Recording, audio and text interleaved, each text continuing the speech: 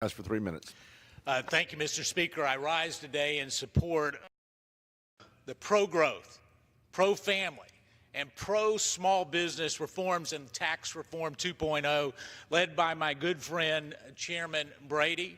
I want to say a special shout out to him, but also to the Ways and Means staff.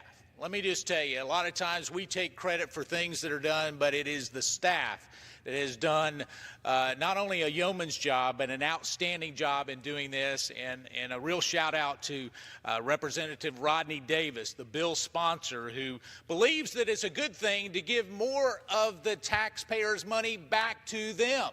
You know, you've heard arguments on the floor today, Mr. Speaker, all about revenue and about what this needs to do. But the revenue that we're talking about is actually the hardworking wages of men and women on Main Street. It's their money. And I've been around this place too long. I can tell you I would rather trust a mom and dad on Main Street to spend their money more wisely than any spenders here in Washington, D.C. It's time that we give it back. You know, since we signed the last tax bill, the largest in American history, the economy has been booming. Unemployment is at a 50-year low. New job openings are setting record pace. We're increasing wages. Consumer confidence, Mr. Speaker, is at its highest level in decades. And while these strong numbers continue to roll in, Congress needs to act to make sure that we are more resolved than ever to make these tax cuts permanent.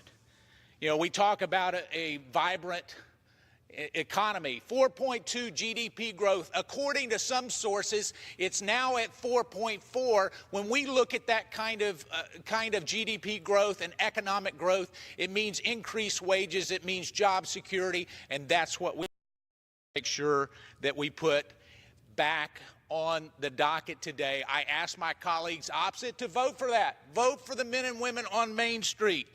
Yeah, they may call this tax reform 2.0, but what I call this is actually making sure that we're responsible in Washington, D.C.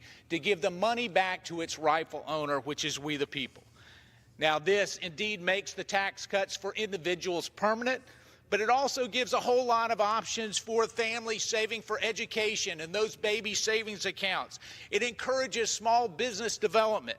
It is time, Mr. Speaker, that we act on behalf of those that are doing all the hard work here in America, those small businesses and men and women on Main Street that deserve a break from Washington, D.C. And so with that, I'd like to thank Chairman Brady and Rodney Davis for their leadership. I'd also look forward to working with them to deliver these tax cuts and make sure they're permanent.